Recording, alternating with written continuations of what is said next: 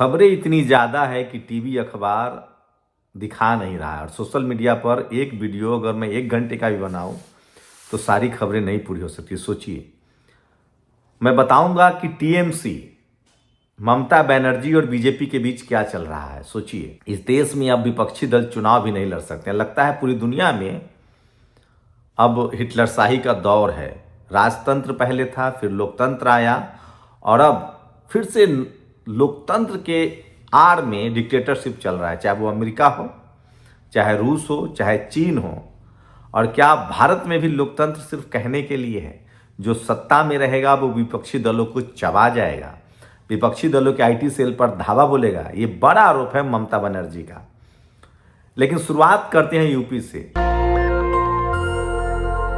राहुल गांधी अब पत्रकार बन गए हैं। वो सोशल मीडिया पर सारी खबरें बता रहे हैं। ये काम दरअसल पत्रकारों का हुआ करता था। मायावती जी ने भी यूपी में एक जो विभत्स हादसा हुआ है उसको लेकर ट्वीट किया है। मायावती लगातार अब सक्रिय हो रही हैं और उन तमाम खबरों पर ट्वीट हो रहा है। सोचिए, यूपी में आप कल्पना कीजिए कि बहन जी को ट्वीट करना पड़ा। सोचिए, वो बहुत गंभीर नेता हैं, बड़ी नेता हैं, कुछ तो हुआ होगा। और अगर आप बीजेपी शासित राज्यों में रहते हैं और किसी भी तरह के अपराध के खिलाफ कोई भी संवैधानिक अधिकार को लेकर अगर आप धरना प्रदर्शन करते हैं तो हो सकता है कि आप जेल चले जाएं, आप बांगचूक हो सकते हैं। आप अब तो एक अंकिता भंडारी केस में एक महिला को गिरफ्तार कर लिया गया, वो हिंदू महिला है, सोनम वांगचुक, वो भी बुद्धिस्ट हैं। लेकिन सोचिए, उसी उत्तराखंड में एक बुद्धिस्ट युवा एंजल चकमा के मुख्य आरोपी, हत्या के आरोपी अवस्थी अब तक गिरफ्तार नहीं हुआ है। तो ये सारी खबरें मैं बताऊंगा, एक एक करके सुनते जाइएगा, जो बहुत ज़रूरी है। सबसे पहले बात यूपी के मेरठ के सरधना में एक बहुजन समाज की बेटी, दलित समाज की बेटी का अपहरण कर लिया गया। जब उनकी मां आई तो उनको मार डाला गया। ये जातिवादी गुंडे कब सुधरेंगे? सोचिए, यूपी में आप सरकार से सवाल पूछ दीजिए तो गिरफ्तारी हो जाएगी। अमिताभ ठाकुर याद नहीं है? नेहा सिंह राठौर को अभी सुप्रीम कोर्ट से राहत मिली है। प्रशांत कनौजिया की गिरफ्तारी हुई थी। यूपी में पुलिस पर कई गंभीर आरोप लग रहे हैं। जिस यूपी में पुलिस वाले पर एक नाबालिग बच्ची से रेप का आरोप लगा है, पॉक्सो एक पुलिस ने दर्ज ही नहीं किया। तो लगता है कि यूपी में पुलिस वाले अब गिरोह की तरह काम कर रहे हैं। आपने देखा है कि एसटीएफ का भगोड़ा कप सिरप बेचता था। एक और बर्खास्त सिपाही की सबसे बड़ी हवेली पकड़ी गई है। तो यूपी में जो मुट्ठी भर पुलिस वाले हैं वो यूपी पुलिस को बदनाम कर रहे हैं। यूपी यूरोप से बड़ा राज्य है, यूरोप से बड़ी आबादी वाला राज्य है। वहाँ मुट्ठी भर ऐसे जो पुलिसकर्मी हैं जो यूपी पुलिस को बदनाम कर रहे हैं, उनके खिलाफ सख्त कार्रवाई होनी चाहिए ताकि कोई वर्दी का बेजा इस्तेमाल न कर सके। तो सोचिए, एक बच्ची से रेप का मामला सामने आया है। तो ये तमाम बड़ी खबरें हैं। पॉलिटिकल खबर बाद में बताऊंगा, पहले वो खबरें सुन लीजिए जो बहुत ज़रूरी है। इस देश में जातिवाद कितना महीने से, सोचिए, सोशल मीडिया पर वायरल है। एससी शमशान घाट, जनरल शमशान घाट। मैं फिर कह रहा हूँ, ये बेवकूफ़ लोगों का जातिवाद है। असली जातिवाद शहरों में है, महीन जातिवाद। Media, judiciary, college, university, bureaucracy, business, चपरासी से लेकर चीफ जस्टिस तक, जब तक वो जातिवाद खत्म नहीं होगा, ये गांव का मोटा जातिवाद खत्म नहीं होगा। और उस जातिवाद का नमूना देखिए, और सांप्रदायिकता का। जम्मू कश्मीर में एक मेडिकल कॉलेज में मुस्लिम छात्रों की संख्या ज़्यादा हो गई। अब उस मेडिकल कॉलेज को बंद कर दिया गया है। बंद होने की खुशी मनाई जा रही है। बताइए, लोग किस पार्टी और किस संगठन के कार्यकर्ता होंगे, आप लोग बताइए। और अमिताभ ठाकुर की सेना ने एफआईआर दर्ज करने के लिए कोर्ट में याचिका दायर की है कि जवरिया रिटायर्ड साहब को गलत तरीके से हिरासत में लिया गया है, गिरफ्तार किया गया है। यह है सोशल एक्टिविस्ट ज्योति अधिकारी, अब इन्हीं को गिरफ्तार कर लिया गया है। अंकिता भंडारी केस में ये आंदोलन चला रही थी। पुलिस का कहना है कि इन्होंने हथियार लहराया, हंसिया और महिलाओं का अपमान किया है। उत्तर प्रदेश में जंगल राज। सोचिए, कानपुर में एक 14 साल की बच्ची का रेप यूपी पुलिस के इंस्पेक्टर उसके साथी ने किया। घर से बच्ची बाहर निकली, स्कॉर्पियो में बैठाया। तो ये सबसे बड़ी खबर है। वहाँ बीजेपी की खबर है, कोई सवाल नहीं पूछेगा। मेरठ में दबंगों ने लड़की को किडनैप कर लिया और लड़की की मां को फरसे से मारकर जान ले ली। बहन जी ने ट्वीट किया है।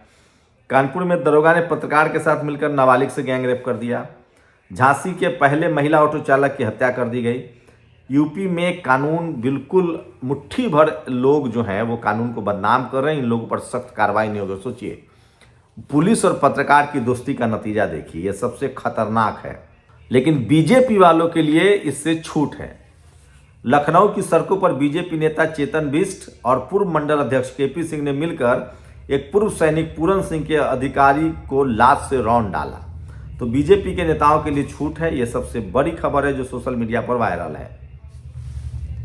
और मैं राजनीति की खबरें बताऊंगा उससे पहले सोचिए, पूरा देश दूषित पानी पी रहा है। हरियाणा में 7,500 से ज्यादा सैंपल फेल हैं। लेकिन जब आंखों पर भक्ति का चश्मा चढ़ा हो, जब राजनीति में धर्म जाति का घालमेल कर दिया जाए, तो इसी तरह से आपके अधिकार लूट लिए जाते हैं। और सोचिए, टीवी अखबार जब इस तरह की खबरें नहीं दिखाता है, टीवी अखबार जब सत्ता से सवाल नहीं पूछता है, तो नेता पत्रकार बन रहे हैं। राहुल गांधी का एक ट्वीट देखिए, देश भर में भ्रष्ट जनता पार्टी की डबल इंजन सरकार ने जनता की जिंदगी तबाह कर दी है। भ्रष्टाचार के साथ सत्ता का दुरुपयोग और अहंकार का जहर बीजेपी की राजनीति में ऊपर से नीचे तक फैल चुका है। इनके सिस्टम में गरीब, असहाय, मजदूर और मध्य वर्ग की जिंदगी सिर्फ आंकड़ा है और विकास के नाम पर वसूली तंत्र चल रहा है। उत्तराखंड में अंकिता भंडारी की निर्मम हत्या ने पूरे देश को झकझोर दिया। लेकिन सवाल आज भी वही है, सत्ता का संरक्षण बीजेपी के किस वीआईपी को बचा रहा है? कानून सबके लिए बराबर कब होगा? उत्तर प्रदेश के उन्नाव कांड में भी पूरा देश देख चुका है, सत्ता का गुरूर में अपराधियों को कैसे बचाया गया, पीड़ित को न्याय के लिए कितनी कीमत चुकानी पड़ी। इंदौर में जहरीला पानी पीकर मौतें हों या गुजरात, हरियाणा, दिल्ली तक काले पानी और दूषित सप्लाई की शिकायत, हर तरफ बीमारियों का डर है। राजस्थान की अरावली हो या प्राकृतिक संसाधन, इस कप सिरप में से बच्चों की मौत, सरकार अस्पतालों में नवजातों को मारते चूहे, सरकारी स्कूलों की गिरती छतें, ये सब लापरवाही है। पुल गिरते, सड़कें धंसती, ट्रेन हादसों में परिवार मिट जाते हैं। बीजेपी सरकार हर बार वही करती है, फोटो अप, ट्वीट और मुआवजे की औपचारिकता। मोदी जी का डबल इंजन चल रहा है, लेकिन सिर्फ अरबपतियों के लिए, आम भारतीयों के लिए भ्रष्टाचार वाला डबल इंजन है। ये मैं नहीं कह रहा हूं, ये राहुल गांधी का ट्वीट है। और ये वो बड़ी खबरें हैं जो आपको जाननी चाहिए। सोचिए, मेरठ में मां की हत्या कर दी गई, अखिलेश यादव ने ट्वीट किया है, चंद्रशेखर कल वहां जा रहे हैं, मायावती जी ने ट्वीट किया। मैं फिर कह रहा हूं, अगर नेताओं ने सोशल मीडिया पर भी बोलना शुरू कर दिया तो टीवी अखबार की जरूरत नहीं पड़ेगी। ये जो देश की बर्बादी के लिए अगर कोई जिम्मेदार है तो वो टीवी अखबार जिम्मेदार है, जो सरकार से सवाल ही नहीं पूछ रहा है, क्योंकि सरकार की साख को बट्टा लग जाएगा, आम आदमी की आंखें खुल जाएंगी। लेकिन वो काम अब सोशल मीडिया कर रहे हैं और नेता कर रहे हैं। और अब बात पॉलिटिकल खबरों की। लगता है जैसे दुनिया भर में तानाशाही जो है वो शवाब पर है, चरम पर है। अमेरिका की तानाशाही देख रहे हैं, उसने वेनेजुएला के राष्ट्रपति को उठा लिया, अब कह रहा है कि मैरीलैंड दो। वो देशों पर कब्जा कर रहा है। पुतिन की तानाशाही देख रहे हैं, यूक्रेन पर हमला कर चुका है, यूक्रेन पर कब्जा कर रहा है।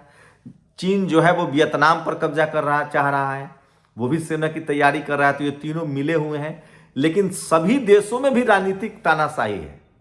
ईरान में राजनीतिक तानाशाही के खिलाफ लोग सड़कों पर हैं, श्रीलंका में तानाशाही के खिलाफ लोग सड़कों पर निकले थे, नेपाल में तानाशाही के खिलाफ लोग सड़कों पर निकले थे, बांग्लादेश में लोग तानाशाही के खिलाफ सड़कों पर निकले थे। लेकिन वहां एक तानाशाह आया गया तो दूसरा तानाशाह आ गया और सांप्रदायिकता आ गया। तो कहीं ये तो नहीं है कि लोकतांत्रिक तानाशाहों का रिप्लेसमेंट धार्मिक रूप से कट्टर लोग ले रहे हैं? बांग्लादेश में तो यही हुआ है, लेकिन बाकी जगह ठीक है। अब बात भारत की। ममता बनर्जी ने कहा है, बड़ा आरोप लगाया है।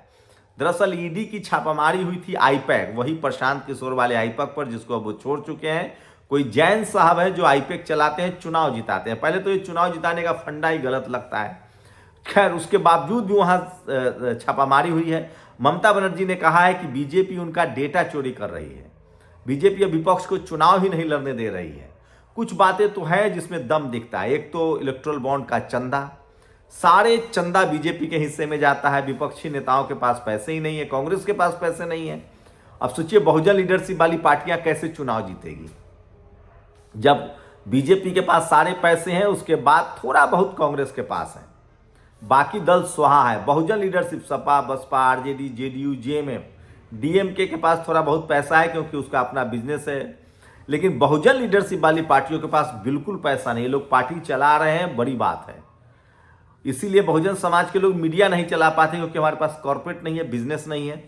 सुमित जो बहुजन समाज के बड़े पत्रकार हैं, द वीक के एडिटर हैं, उनकी पत्नी वेदांता में भर्ती है, उनको 30 लाख रुपए मदद की जरूरत है, जरूर मदद कीजिए। तो ममता बनर्जी आरोप लगा रही है कि बीजेपी ने उनका सब कुछ छीन लिया है। सब कुछ छीन लिया है। उनके सारे डेटा उठा के ले गए। ममता बनर्जी के सांसद दिल्ली में प्रदर्शन कर रहे थे। तो बंगाल वो किला है जिसको बीजेपी जीतना चाहती है, साम दाम दंड भेद। अभी से वहां लग गई है। बीजेपी चुनाव जीतने वाली शानदार पार्टी है। मैं कह रहा हूं बीजेपी जैसी पार्टी अगर विपक्ष में हो तो क्या कहने, लेकिन जिस जिस राज्य में सत्ता पक्ष में है वहां धरना प्रदर्शन अलाउ नहीं तो आपको गिरफ्तार हो जाएंगे। चाहे वो उमर खालिद हो, चाहे वो गुलफिसा फातिमा हो, मिरान हैदर हो, इन लोग को जमानत मिल चुकी है। सोनम वांगचुक अभी जेल में है। उसके बाद अभी उत्तराखंड में एक महिला को गिरफ्तार कर लिया गया है। तो बीजेपी शासित राज्यों में राजनीति बैन है। जहां जहां बीजेपी नहीं है वहां लोकतंत्र है, क्योंकि लोकतंत्र में बीजेपी विपक्ष की बात करे तो सबसे ताकतवर तरीके से वो विपक्ष की भूमिका निभाती है। अपनी राय जरूर दीजिए। शुक्रिया। दस्तक की आपसे गुजारिश है कि अगर इसको बचाना चाहते हैं तो नेशनल दस्तक को सब्सक्राइब करने के लिए रेड कलर के सब्सक्राइब बटन को दबाएं, फिर बेल आइकन की घंटी दबाएं। नेशनल दस्तक को बचाने के लिए बहुत जरूरी है कि हर खबर को शेयर करें, लाइक करें, कमेंट जरूर करें।